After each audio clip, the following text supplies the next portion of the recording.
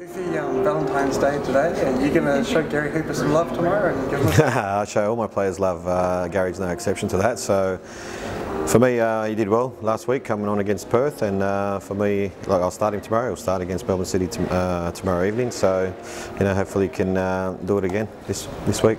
Can you just go into a bit the reasoning why you did go for the option you went with last week? Last week sometimes I change the team. Well, I don't really change the team, change position players where I think we need different attributes in certain positions at times against the opposition that we play.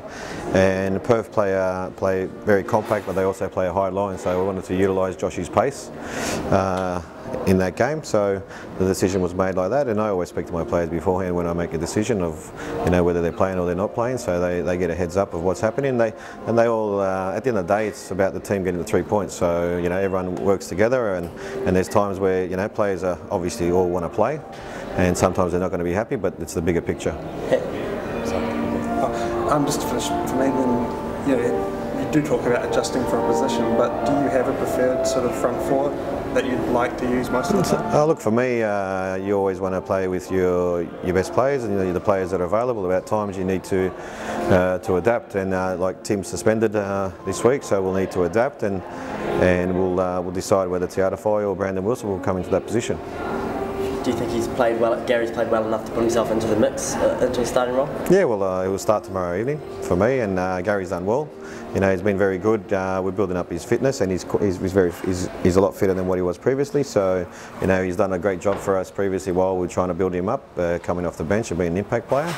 So for me, like I said, he'll start tomorrow evening, and hopefully he does well for the team. Got quite a good record at Eden Park. You've drawn a little bit of that, and what the crowd's like at Eden Park. Yeah, we're looking forward to it. We had a great result here against Western Sydney, and we had very vocal fans out there. So for us, we're the only professional club in New Zealand, so to come up and play at Eden Park is very special for us. Were there any big work-ons from that Perth game coming into tomorrow night? Yeah, there's always room to improve. I thought we first probably 30-35 minutes we were good and conceded 2 goals in 3 minutes, which made it a lot difficult away at Perth. So there's always room to improve, and we've gone back and we've worked hard during this week, and the boys work very hard, and for us it's a great opportunity to play against a quality opposition again. Last time you were here, if you were here for a week or a bit more maybe, this time you're here for 24 hours.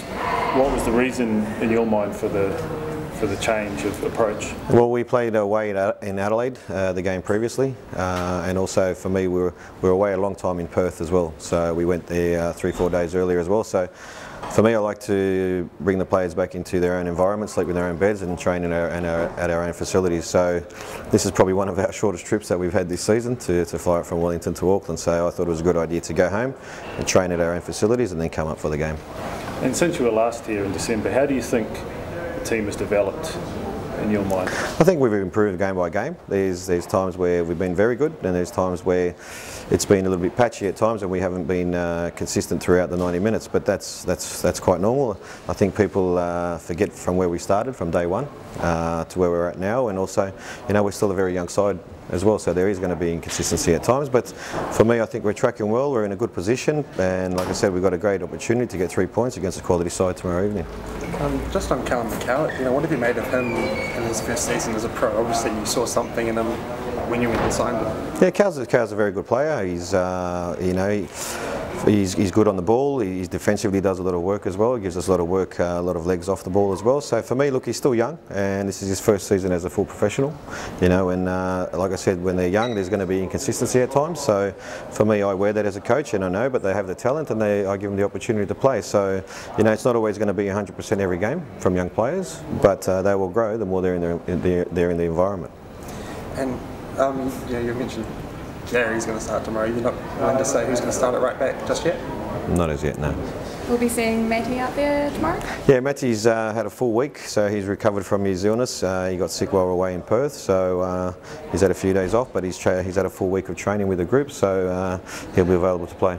What sort of influence do you see him bringing back?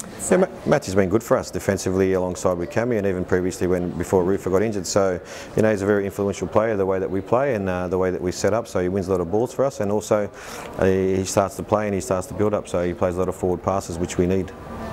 How tough is that decision for you between Alex, Cameron and Matty?